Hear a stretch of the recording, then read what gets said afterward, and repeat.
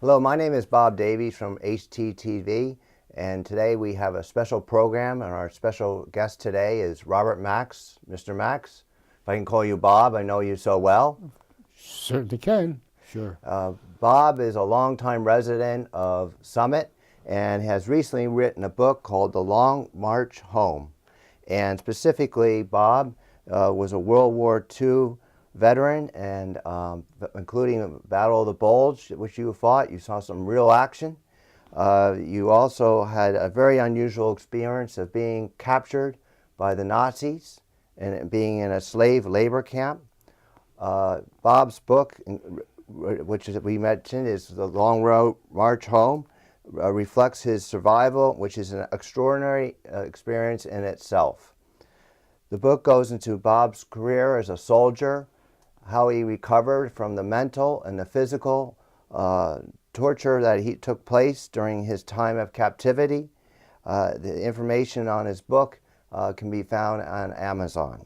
So I want to welcome you to this program, Bob. Thank you, Bob. And as a way of background, just for our viewers, can you tell us where were you born? Well, born on July 10, 1923, in the city of Newark, on South Orange Avenue. I think the address, I still remember, 329 South Orange Avenue, across from the city's reservoir. Yes, I know where it is. Yes. Well, yes. And it was a tenement house. We lived on the on the first floor, and we were very friendly with the tenants on the floor above. So it was nice growing up there. What do your parents do for a living? My mother was a typical housewife, a very, very good mother. My father was president of a milk company, Bloomingdale Dairy, and he spent many nights working. And as we may get into our discussion, I may tell you about my brother, who was 8 years older than I. He was 8 when I was born, and he sort of guided me through my early years. But, yeah, I'd like to talk more about him. And that's a critical component in the book, your older brother. It is. He figured very, very prominently in my experience, and I won't say when yet, but when we get to that in our discussion here, I'll tell you what role he played. Sure. In my life, very, very significant role later on. I had a sister too, who was 2 years younger than I. And as far as your family, where are your descendants from? My father's family was from Russia. My mother's family was from France. And thank goodness for that, because some of the best cooking I have ever enjoyed was from her parents, my grandparents, who did a lot of great French cooking. So they were worlds, in a sense, worlds apart.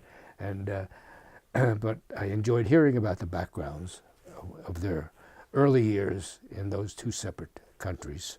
Sounds like, Bob, you've had a pretty normal and active childhood, from what I can understand. It was, I think you're exactly right. It was pretty normal, active. I was very athletically involved. Yes. And sometime after we moved to the Vailsburg section in Newark, I became very active in athletics. I went out for football at Westside High School, and weighing 135 pounds at the time, Coach Joe Liddy said, "Kid, get out of here. You're too small, you're too light, you'll be killed." And so I joined a group of athletes just under semi-professional level, and I played football, baseball, and basketball. And that was my growing up. And then you went off to college. Went off to college, yes. And where was college? My first year was at New York University. I commuted every day from South Orange to New York City. And that went on for a year. My first year was a good year. But I decided that I really wanted probably a smaller university. And I wanted to major in journalism. I inquired about journalism schools and found out that in Athens, Ohio University had one of the 3 best journalism schools in the country. And so I applied and went to Ohio University and majored in journalism. My college education was good, later interrupted by the war, which I presume we'll get into and discuss later on. Right. Well, what made you, when you sound like you were having a pretty nice college experience, made you and some of your colleagues from your fraternity decide to go from the confines of a college atmosphere to go to join the war effort, World War II? Right. The period was 1942, and you'll recall, of course, that the World War II began December 7, 1941, when the Japanese struck Pearl Harbor in the Hawaiian Islands. 4 days later, on the 11th of December, Adolf Hitler declared war on America. Not just America, but we began to learn about his war, his third war, the third war we were in, as I see it. And that was the war against the Jews and his drive toward exterminating the Jewish population to the degree that he could.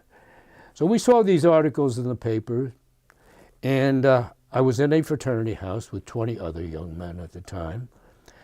And our both sessions at night gradually turned to the war effort itself. And we realized it was universal among all of my fraternity brothers, universal, that we really didn't belong on a college campus. Our role was in the war, and we all decided time to close down the fraternity and head off to our homes and ultimately to war. So I came back to South Arden, New Jersey, and then enlisted Fort Dix, New Jersey. And then from Fort Dix, you went to another military facility before you went off to Europe, correct? Just to backtrack for a minute, if I can, Bob. Sure, please. When I was inducted at Fort Dix, they knew I had been playing saxophone and clarinet in swing bands in New Jersey at the time. And they apparently knew that. And I was invited and became part of the swing band at Fort Dix. The other members of that band were the top professionals in America at that time. Most of them signed up for the war, too. I probably could have easily spent the entire war just playing music at Fort Dix. My name was on a list to be shipped out for basic training and ultimate combat. My buddies were leaving. I was young. I was just turned 21. I was 20 at the time. And I knew I did not want to sit out the war playing a saxophone while my buddies were all endangered. And so I fought the issue and finally won out, sent my instruments home, and then went off with the troops. Went to several camps in America, received my training, and then sailed from Fort Meade, Maryland, on the SS Mauritania, a beautiful British luxury liner, and landed in Liverpool, England. Spent a short time, more training, and then traveled across the waters to the northern coast of France, the English Channel. We landed on Omaha Beach in northern coast of France, and we were in the war. Actually, the trip across the English Channel was interesting because we took two boats. One was called a Liberty ship, which was a smaller version of the big ocean liners, and then we had to debark from those ships to get onto shore in what were called LSIs, landing ship infantry. And I believe that you probably have seen pictures, at least, of the landings on the northern coast of France. And you saw those boats that came in, the big doors would drop down. Right. And we'd go off the ships into water. For most of the men, it was water up to their waists. For me, I was a little guy, so the water was up to my chest, and we had to wade our way into the beach. Shortly afterward, I was assigned to the 6th Armored Infantry Division in General George Patton's 3rd Army, and off to war we went. Now, when you were going overseas to Europe, what thoughts were in your mind? And secondly, do you have any idea what you were getting into? We had very little. I had very little idea what it was. All I knew was that I was going to be subjected to shell fire and small arms fire, and both exceedingly dangerous. And I realized these were conditions under which you could be hit, you could be killed at any moment. So I was aware of that. There were different attitudes on this LSI as we went across. Some of the younger men were bolder, like me, and I didn't think of the danger that lie ahead. Some of the older men, a little more seasoned emotionally, were talking in terms of the danger and how would we come out of it or not. And some were fatalists. Some, in the conversations that were going on that boat, some recognized that they might not ever be coming back. But again, I was young, and I was eager, and I was ready to do whatever soldiers do once they're in battle. With the 6th Armored Division, what were your duties and what type of wartime activity did you see? I was a rifleman. I had scored very, very well during basic training, and so I got a marksmanship award, and that was good. I was eager. I was alert. I recognized that danger lay ahead, and we were riding in our half tracks, which was advantageous because the territory in the western part of France was loaded with heavy trees and so forth. It was tough for infantry troops to get through. I was in a half track. And a half track was a vehicle similar in some ways to a tank, but it had wheels in the front and tracks in the back, and then seating on each side in the rear of the vehicle, and the driver and the chief commanding officer sat in the front. It helped us move through the hedgerows in northwestern France, and we could move faster, and that was fine until later in battle we discovered that those half tracks were good in terms of moving us faster, but they were also targets for enemy artillery. And so we became foot soldiers for a good period of the time over there. But that's the way we traveled. And again, I was an infantryman, rifleman, and my job was just to fight the enemy wherever we encountered them, and we did. I fought in 3 main battle campaigns across France. The third one was called the Ardennes Campaign. And why? Because it was fought in the Ardennes forest in southwestern Belgium. It was also where the Battle of the Bulge was waged. Might want to mention for some of our viewers a little bit of the history of the Battle of the Bulge. And on December 16, our American and British troops combined were driving the Germans across France. Their backs were to the wall.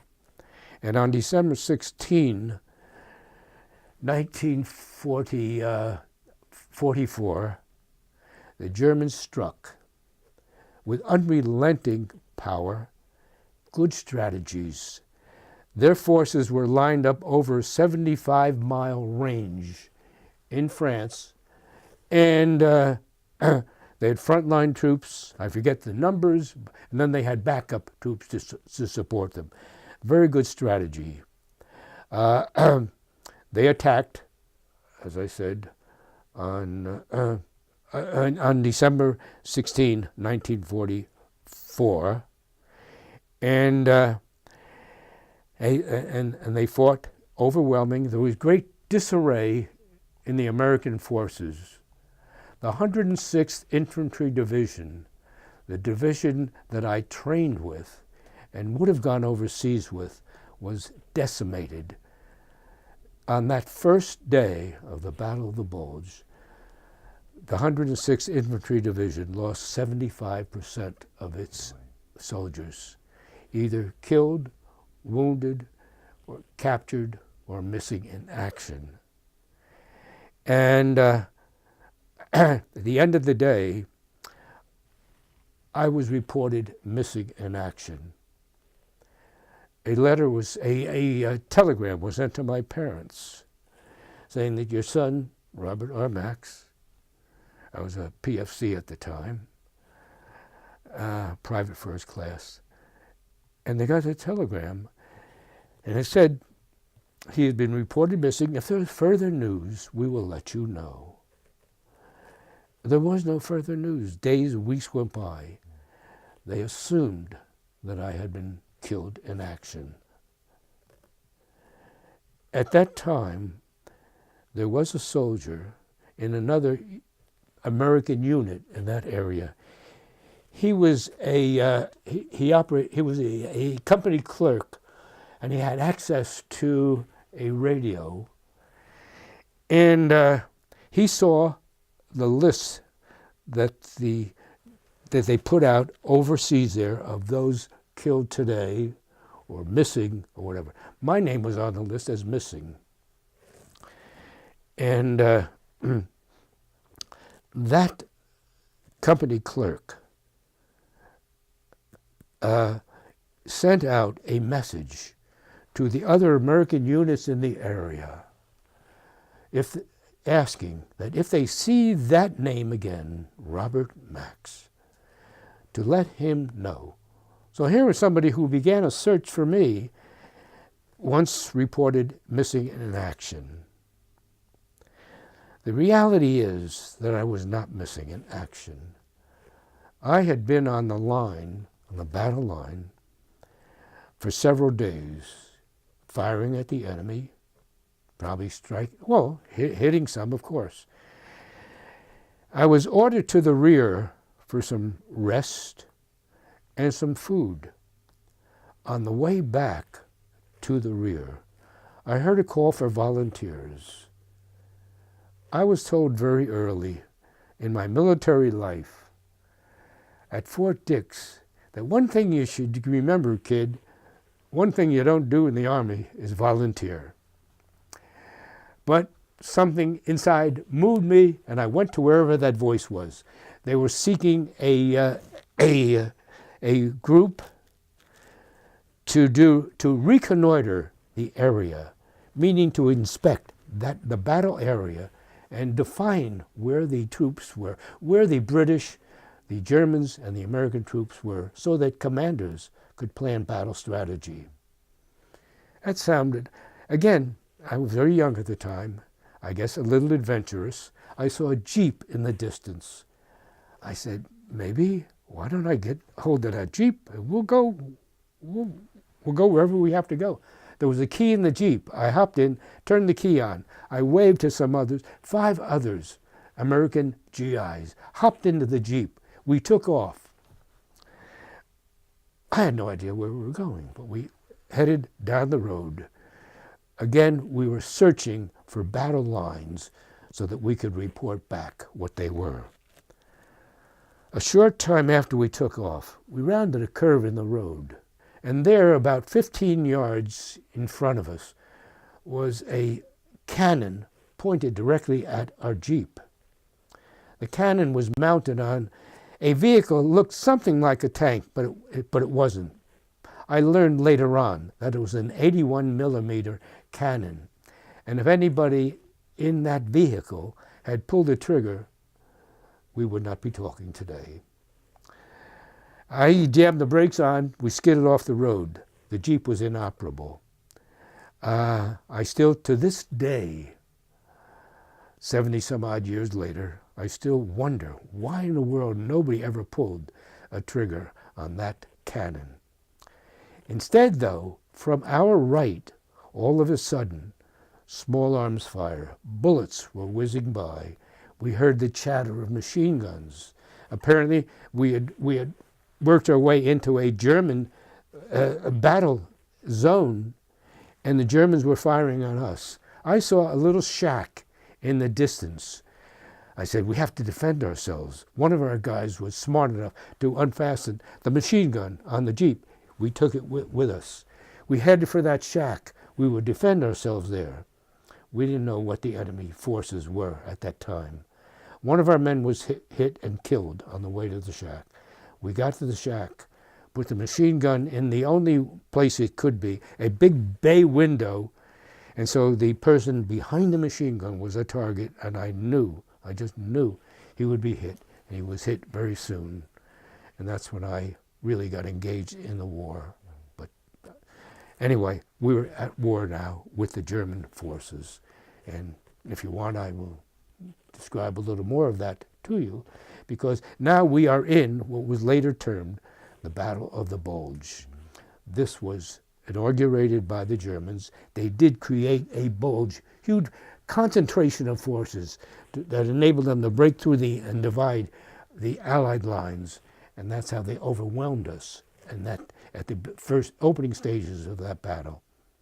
Anyway, we tried to protect ourselves. We fired small arms fire, our rifles, and the machine gun.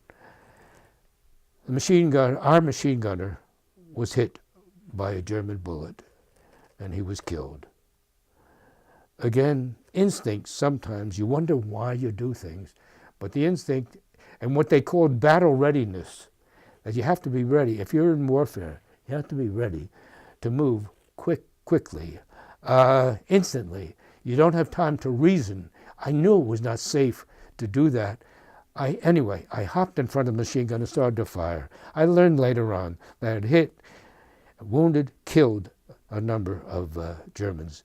At any rate, that went on. Late in the day, we ran out of ammunition. The German forces overwhelmed us. I learned later on that there were between 100 and 150 of Germans in foxholes, protected.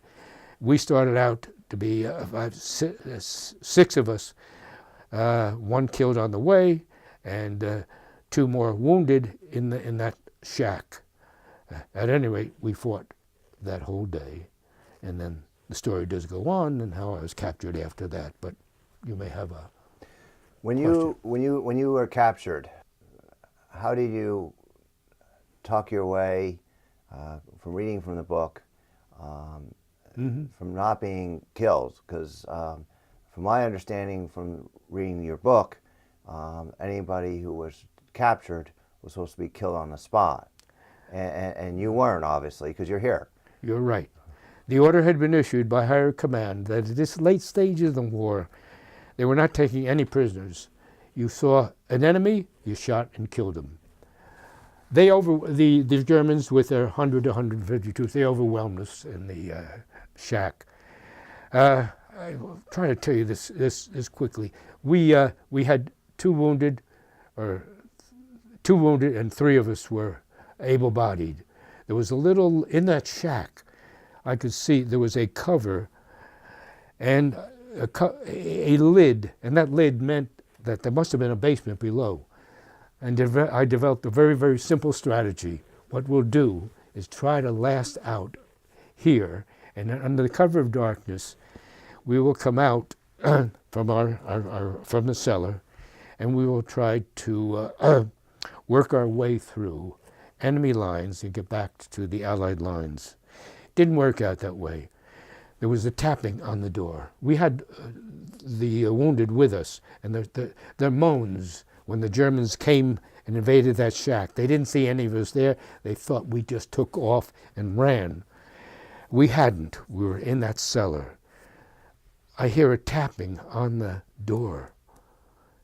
I push the door open, and there is a sight that I remember clearly today. Most of the incidents that occur are forgotten. This one, it was so vivid. I pushed the door open and I saw a ring of black automatic guns pointed right at my face. Behind each gun, with a finger trigger poised, was a German soldier. He was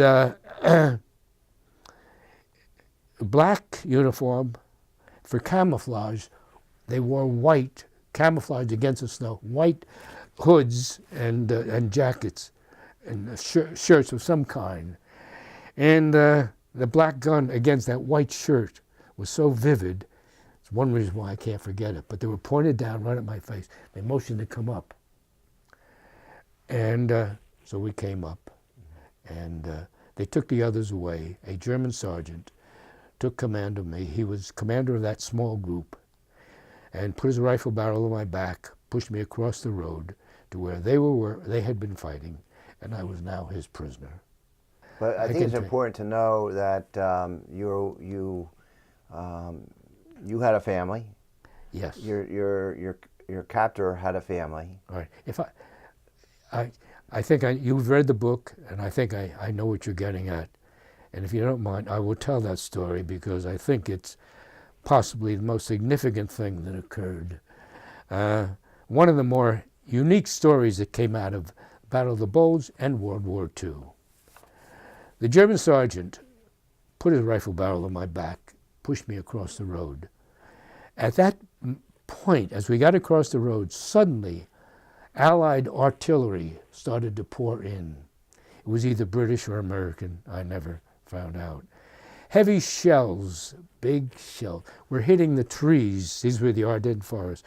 And hot metal pieces were landing all around me. The German sergeant jumped into his bunker, so he was relatively protected. I was not. I could be dead at any moment. He strikes up a conversation. It was weird. We're in the middle of battle, and he says, "What are you Americans doing here?" I'm struck because he speaks English, very good English. To have lived through what I did during that Battle of the Bulge, there had to be a number of lucky sequences. This was one of those. I came across probably one of the very few German soldiers who spoke English. And so he asked, "What are you Americans doing here? It's not your war." And I'm struck, but I say, "But you made it a war. I read Mein Kampf." And so we're engaged in conversation. Our conversation wears on. It's the most incongruous scene. As I say, shells are landing nearby, and we're carrying on a conversation. At one point, he reaches down, and I figure he was a non-commissioned officer. He was probably authorized to carry a pistol. And I figured he was reaching for his pistol. The order had been issued, no prisoners taken alive. I figured he was going to shoot me with the pistol. Instead, this German sergeant pulls out a wallet. He opens his wallet and shows me a picture of his family. And I see he has a young son. It looks like a middle to late teenager. And he says to me, "Next year, we," points to his family, "will be in that big city of yours." "New York City." Yeah. And then he looks a little bit more at it. He looks at the picture, and then he looks at me. He looks at the picture again, and he looks at me. He never stated anything to this effect, but I always assumed that he made a determination at that point that he was going to save this American's life because his son had blue eyes and blonde hair, and when he was looking up at me, he noted I had blue eyes and very light brown hair. I always made the assumption this man was something of a humanitarian here on a battlefield. He said at one point in our conversation, "You fought well today. You killed many of our men, but you fought well." And it struck me, of all the men, the German soldiers that I might have come in contact with, I did come in with this one who first of all spoke English, second was a humanitarian, and third decided that he was going to violate the orders that had been issued. He wasn't going to kill me. He said, so he looks up and he says, "For you, the war is over."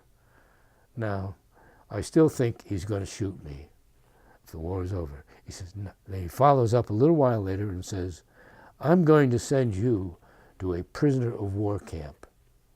And I then recognized that the tone of our conversation had shifted. We were no longer enemies.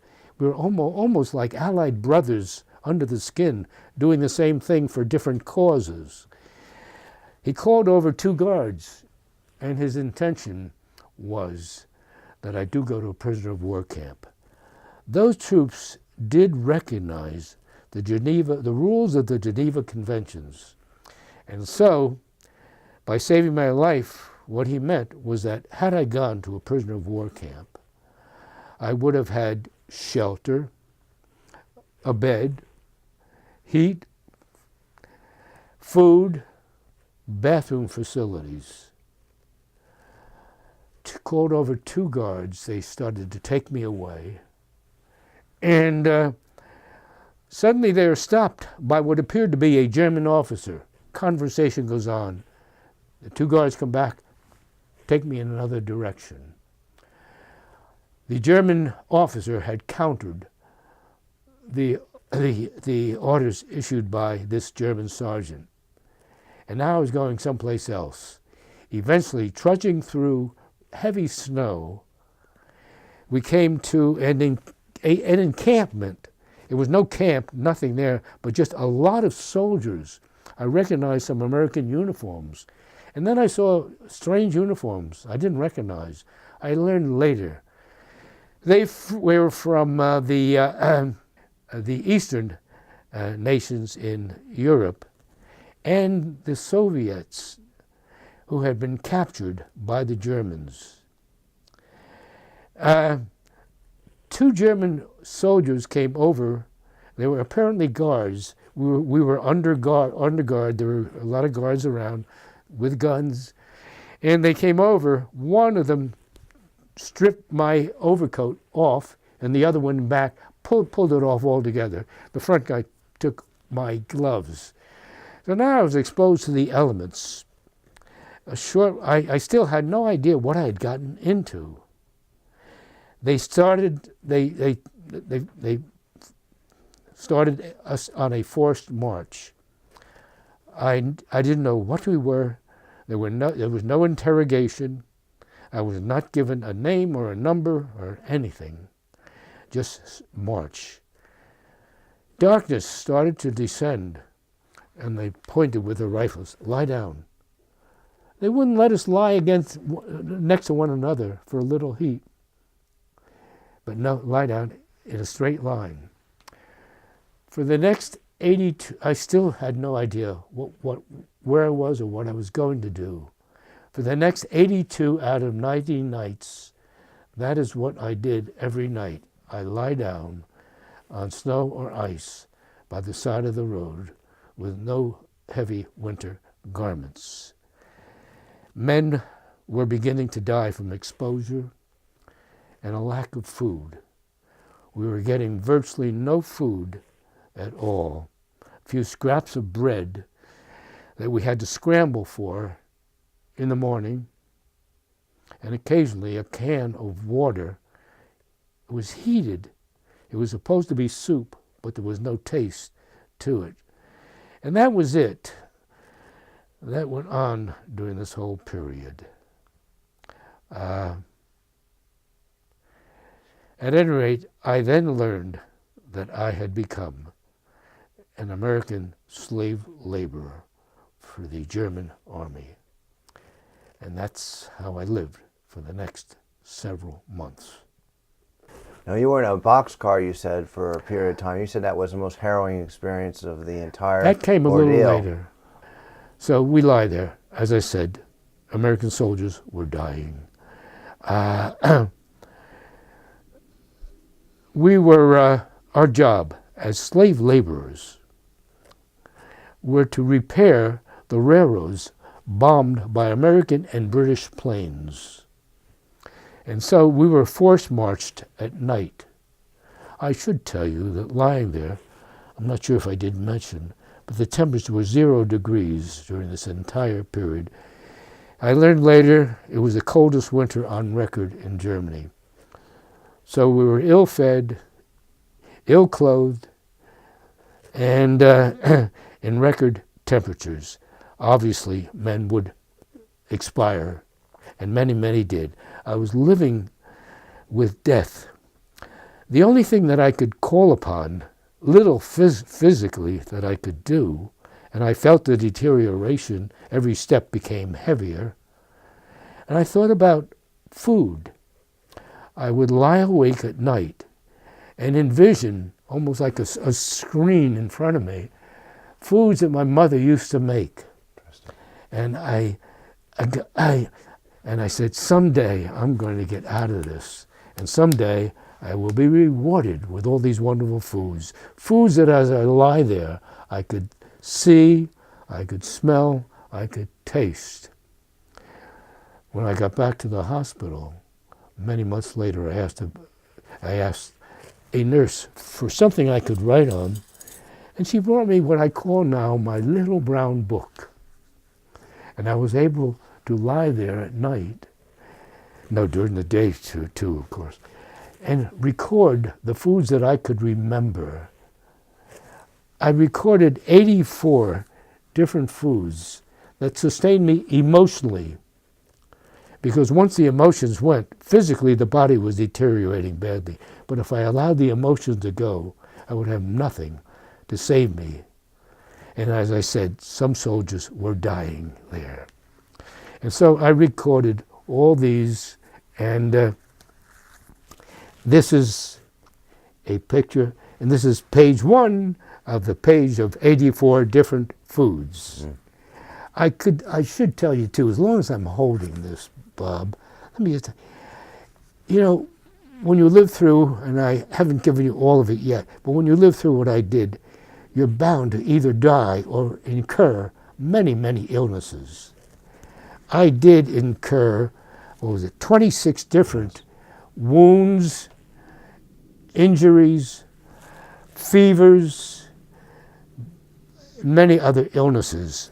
And so I wrote those at the other end of the book, and there were 26 of those. The nurses told me every day what the doctors wrote on the sheets when I was in the hospital.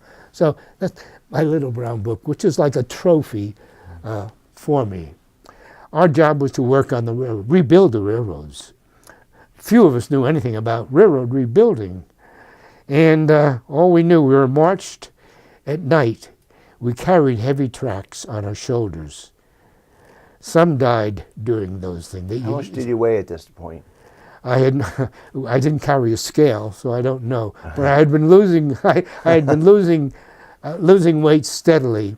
I can tell you that at the end of it, when I finally did get to a hospital, they weighed me. I had entered the Army weighing 155. I now weighed 89 pounds. At the end of your capture? When I got to a hospital, well, after living through that captivity, I weighed, when I got to the first hospital in Liège, Belgium, they weighed me. I weighed 89 pounds. And people who have seen pictures of those who survived or who lived in the concentration camps will recognize what I must have looked like. The cheeks were sunken, face was distorted, the bones were protruding, and at 89 pounds, I was just fortunate to be able to survive it.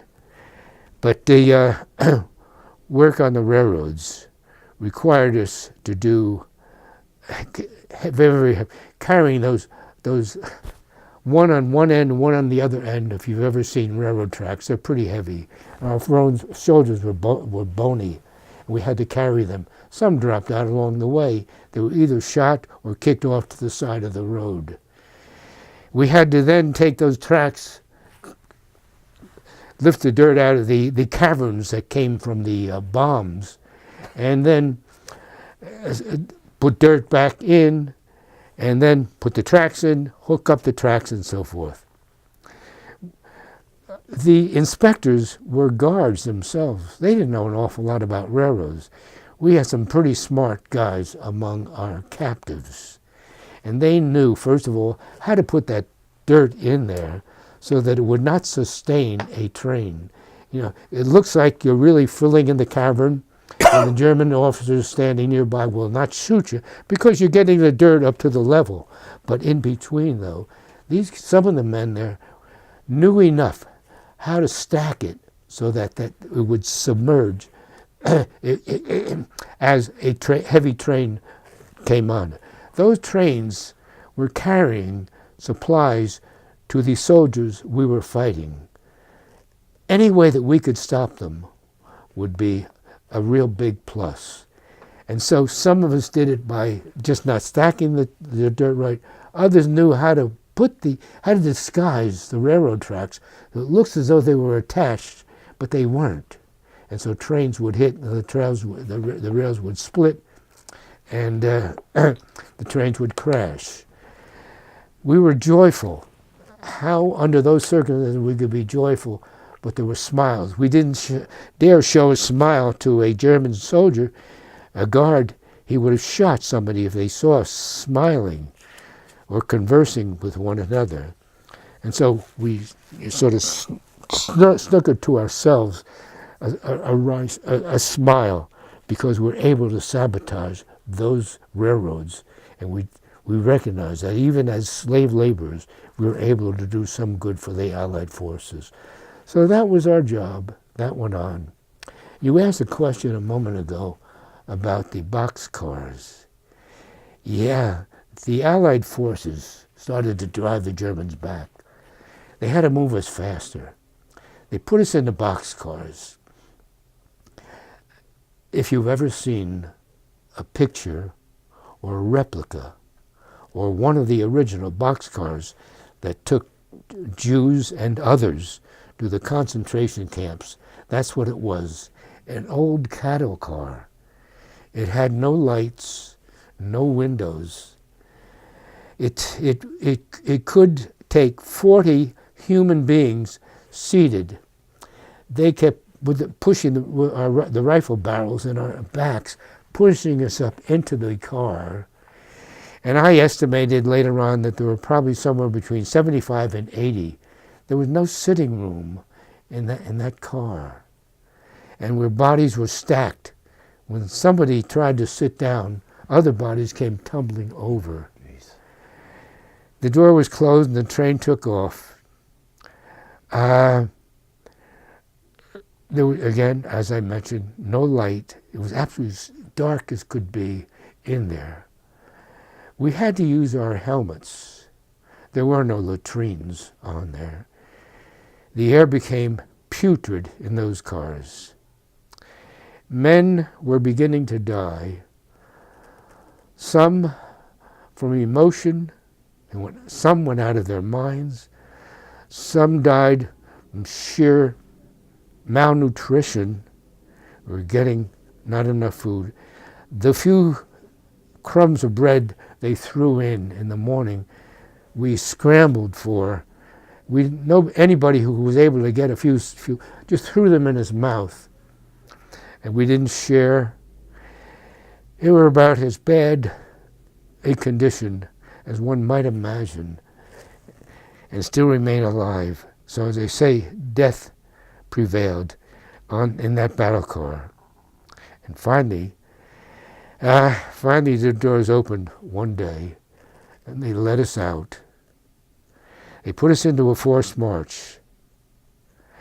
I was determined that is the point at which I must escape. And are very simple, nothing very heroic about it, nothing very well planned, but I saw the way the guards, we were a forced march, I saw the way the guards were placed. If there was a certain curve in the road, we would be shielded from the guards. There were two Americans marching alongside of me. I gave them some hand signals when we got to a spot where I thought we could actually escape. And I gave them hand signals with my hand and directed that they follow. And over a hedgerow, we threw ourselves over a hedgerow. We had escaped. Fortunately, as we recognized later on, the troops behind us must have closed the ranks because German soldiers did not come back looking for us. So those troops were wise enough to close ranks, and now we had escaped. And we're rolling. I was barely able to walk. I walked, crawled, whatever.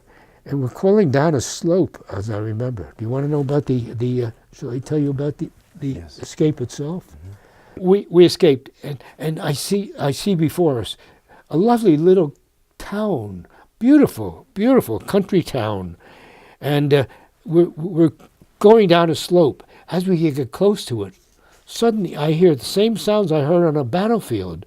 I hear tanks rolling. I see soldiers. We had escaped into a German Nazi staging area. If seen, we would be shot on sight. We crawled through back alleys. I saw a house in the distance, a white house. It stood out. Instinctively, something inside told me it's a safe house. And I tell it to the other two men. And they say, "How do you know?" I don't know how I know, but I know it's a safe house. We go through back alleys, knock on the front door, pound on the door. We're filthy, dirty, clothes torn, look disheveled terribly. An old man comes to the door. He looks at me. He steps back, and he smiles. I learned later on he smiled because he saw I just had a thin jacket on. My winter coat was gone. And the thin jacket had a little U.S. emblem. And he smiled. He told me later, he smiled at that emblem. I'll tell you why in a moment. Anyway, his wife comes to the door. He comes running out on the porch. There's soldiers all over the place. It's a German staging area. If a soldier sees us there, he will shoot on sight. That was the order. If they take us in their house, they'll be killed also as traitors. He takes his chance, pulls us into the house. His wife goes to the kitchen. She brings out some soup with meat in it. I hadn't eaten in days, and I couldn't take the meat at all. The soup eased itself down. They speak, again, luck. I tell you, you have to have luck to survive. They speak English. Why were they risking their lives to save us? Years earlier, they had gone to Pittsburgh, Pennsylvania. They had relatives or friends that lived in Pittsburgh. They loved, as he explained to me later on, they loved America and Americans and were willing to risk their lives to help save us. They directed us to a barn nearby.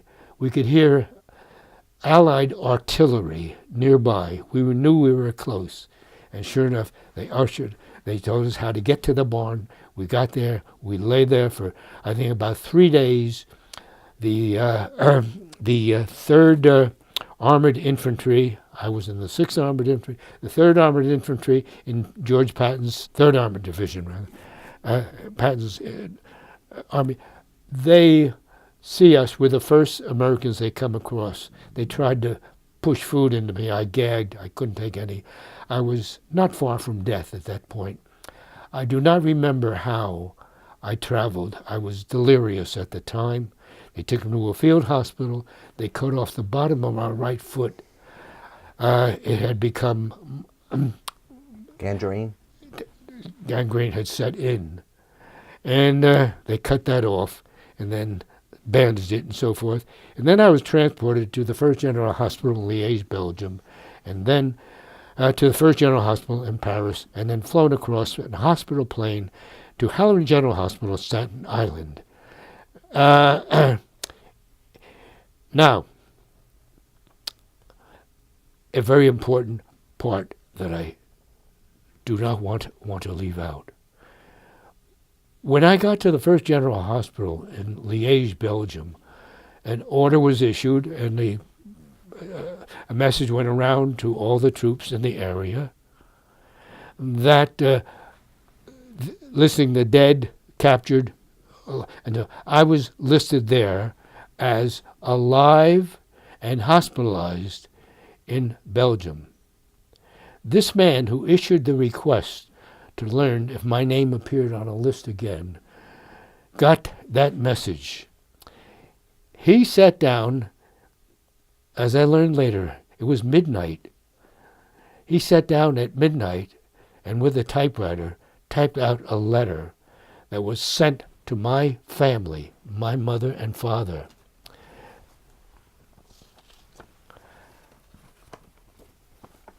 He sent this letter from the battlefield. It is dated April 26, 1945, Germany. And this is the exact letter that he wrote. It's preserved in glass. It's a very significant, very important part of a collection. At any rate, the person who wrote that letter was my brother, my older brother, Lester Max. How ironic. The same person who cared for me from the day I was born into my early teen years. He cared for me. He was the one. I had no idea he was even stationed in Europe. But of all the tens of thousands, hundreds of thousands of American GIs in that battle zone, he is the one who discovers I'm alive, and he writes to my parents. You can imagine how they felt when one son writes about the other son whom they thought was dead and tells them, Mom, Pop, Mom and Pop, no, Bobby's alive. And that was the first news that they got. And it came from one son. It's very emotional having you said that. Well, I suspect that, I guess anybody living through it, or the circumstance that I did, would feel the same way that I did and do now. I feel very emotional about it. To think, first of all, the coincidence of the man who raised me, the boy, he raised me and so forth, and he come to the same battlefield. The odds against that, if there was a bet taken, I could be a multi-zillionaire taking bets on this. Nobody would ever associate two brothers living through those circumstances like that. So this becomes a very, very cherished piece for me. So I did fly across, as I said, States? in a hospital plane. And I was at Halloran General Hospital. All told, I spent 10 months hospitalized. I had very good care at the hospital. And Can you explain the first time that your parents went to go to see you? yes, they came to the room. They push the door open, take one look, close the door, and walk on. They didn't recognize me. Relatives who came afterward did the same thing. They pushed the door open, they looked at me, and they went on. My characteristics had changed so much during that period. As I say, at the very least, my cheeks were drawn in. I was all bone. The face was all bones. The flesh had disappeared from my face.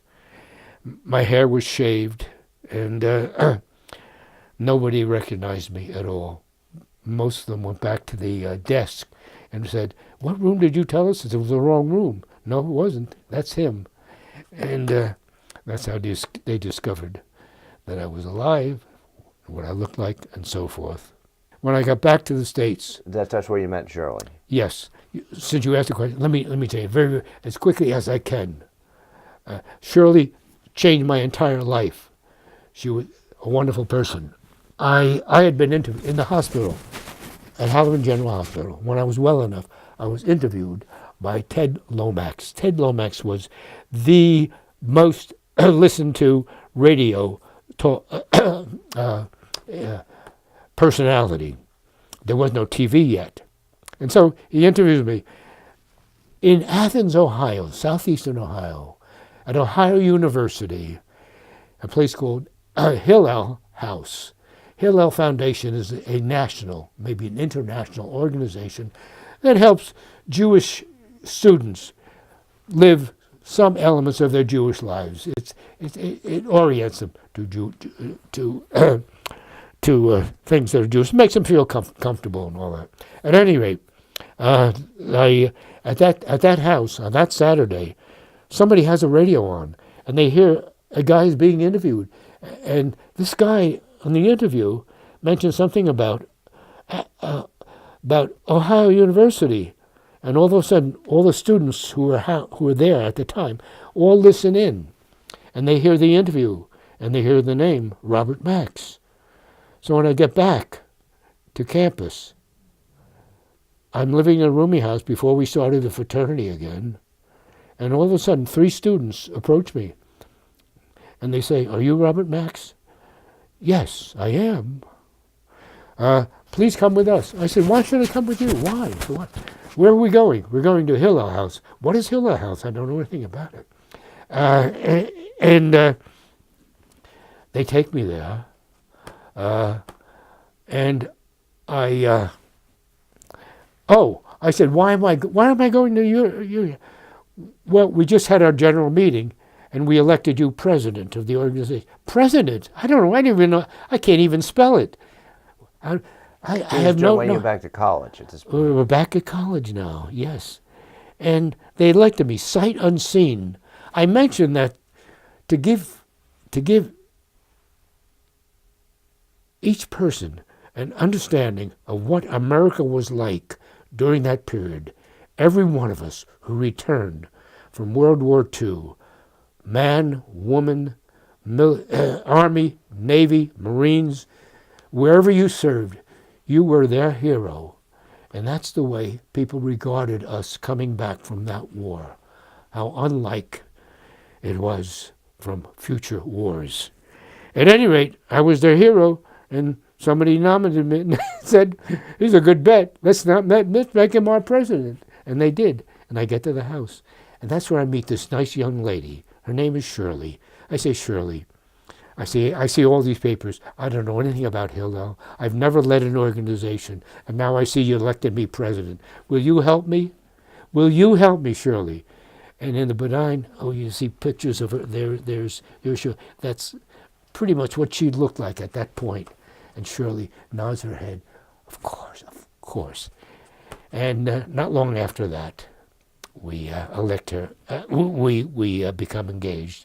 I take her on a little rowboat in a little river in Little Athens, Ohio, and I take my pin and pin her. We are engaged, and later we become married. She becomes the inspiration of my life. She is the one. She and Elie Wiesel, the great humanist and conceiver, really, of recognizing and remembering the Holocaust. A Nobel laureate in 1986, and somebody my wife Shirley and I spent time with 2 years later after he became. Of him. This is a picture of Elie Wiesel, who is responsible for the Holocaust Museum in Washington, D.C., and as I say, was given the Nobel Peace Prize in 1986, and we spent a weekend alone with Elie Wiesel. And in the middle there's your 2 years your wife, Shirley. This is my wife, Shirley, right. And this is Shirley, who is my inspiration in life. Long after, we built businesses together, we did community work, we were both outstanding and honored by the Jewish community in New Jersey for 60 years of service to humanity. And that's what the war did for me. And those months that I lie awake in the hospital at Halloran General, in Long Island, at Halloran General Hospital, I committed myself to the rest of my life serving human causes and devoting my life to humanity. And that's why both Shirley and I have been honored a number of times by many different organizations, most within the state of New Jersey, some beyond, and for this service that we have rendered. And that story also appears in the book. But it was she who, when I turned 93, it was Shirley who said, "Bob, the historians are telling you there is no one alive able to tell that story about," and the story has never been told, about how Americans in World War II in Germany were captured and forced into slave labor. Many killed, beaten, starved, frozen. That story has never been written or recorded. You've got to write it, Bob. And that's when I started to write. Shirley convinced me 67 years later that I should write the story. We were married for 67 years, and blessed Shirley, she died 3 years ago, but she was the inspiration that carried me. And so, fortunately, now that I've revealed the experience that I lived through, it is unique. Historians assure me there is no one alive today who could tell that story. The book, The Long March Home, An American Soldier's Life as a Nazi Slave Laborer, is the only book, and it's available, well, as I think I mentioned, it's available on Amazon and from the publisher too. And many bookstores, some of the big book chains do carry it too. So it is available. And but with the exception of Shirley, you really never talked about the war in any great detail till you were in your 90s. For 53 years, I didn't talk about it. Nor did you go back to Germany, like Vietnam. A lot of people go I back did. to I went Vietnam. back to Omaha Beach. You did? Okay. Oh, yes. I wanted to go and visit the family that saved my life. I couldn't visit the soldier. I had no idea who, where, how I would ever find him. But I thought the family. And then suddenly, when we were thinking about going to Germany and trying to find the family, I suddenly realized, my gosh, they were old people when they saved my life. And now it's 50 years later, they're gone. They're gone. There's no point. We did go back, though, to stand on Omaha Beach and to look down and to relive the landing, the day that we did land on shore. And of course we stood above it, looked down on the beach on it, and saw people bathing. But there are trophies. If you were to visit Omaha Beach or any of those beaches, I would believe, on the northern coast of France, in Normandy, you would look down and see what we saw on Omaha Beach. Into the waters, the English Channel, you'll see huge pieces of metal sticking up. That was part of the Armada. On D-Day, June 6th, the water, the English Channel was loaded with ships, big and small, battleships, along with airplanes and ground forces, all landing, all hitting simultaneously. Many of those ships were sunk by German artillery. And as a memento of the war and what happened on those beachheads, those remnants remain in the water today. And you look into the English Channel, not far from where people were swimming and bathing, are these big pieces of metal, the portions of the ships that were sunk and remain sunk, and possibly will be sunk and still remain there as a recognition of what occurred in that area in that time.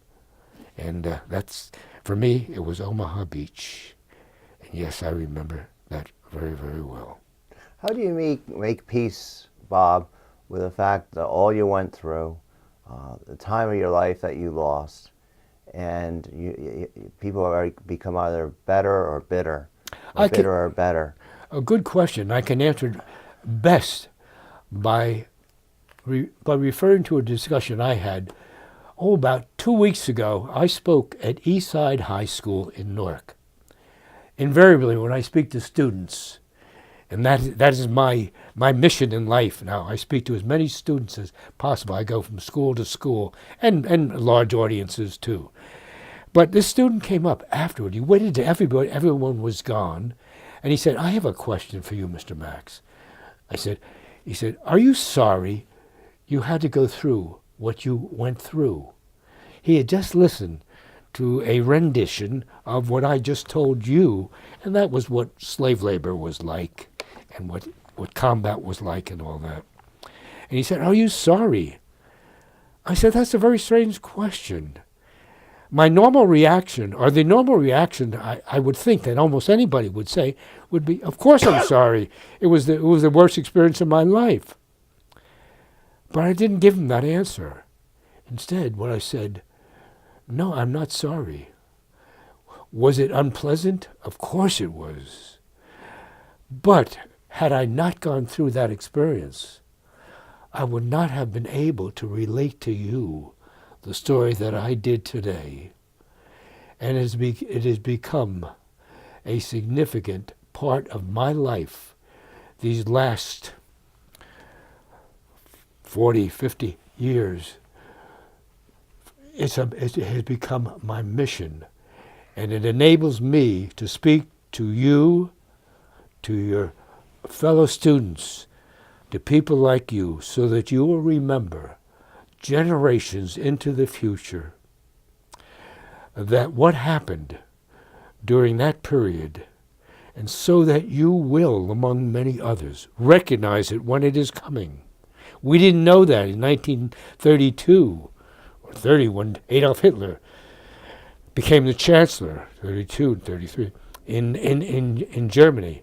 We didn't recognize it because we had no experience with it. But now you know that you could have dictators that can rule over a big segment of the world and murder people unconsciously. So you're our voice for the future. And had I not gone through that experience, I wouldn't be here to tell you. And I would never have written the book that I've written. And you and your children and your children's children well into the future would never have known anything like this, and would never have it serve as a warning and as a recognition by you to speak up, to speak out, and to help and alert others to the danger that might lie ahead. And so, no, that's my answer. And he looked up. It was a look on his face. He was bewildered, bewildered. And then he nodded his head to say to me, "Yes." And this young student couldn't have been more than 16, maybe 17. And this young student, he really got them. He understood. It served as a role for me in future life, and it has sustained me. And I think that's one of the reasons why I'm sometimes asked by people, "You're 95 years old, Bob. To what do you attribute your old age?" And I tell them, in one word, engagement. I don't care what it is. You don't have to go through a war like as I did. You may be just a great stamp collector. You had some wonderful experiences on rare, rare stamps. But whatever it is, every day, you know that that's an interest of yours, and you're going to pursue it.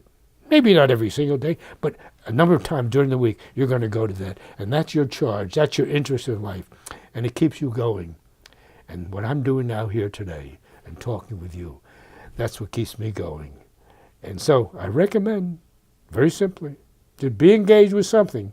Don't get old and say, well, now it's time to fold up shop and just relax, because it's not the best way to live. I believe it's too important for me to close shop now, because I have a mission, and that mission is to talk to as many people as I can possibly reach. And I hope to go on doing that in the years ahead.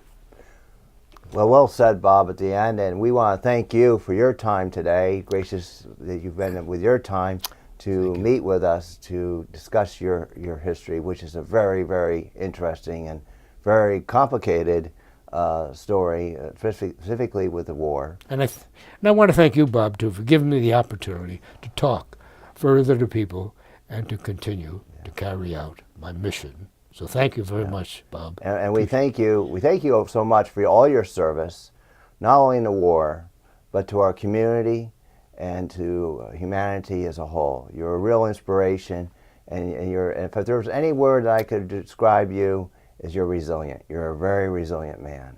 Thank you very much. I'm proud to know you. Thank you, Bob. I've enjoyed talking with you. Thank you. And for HTTV, for Bob Max and Bob Davies, we thank you for watching today.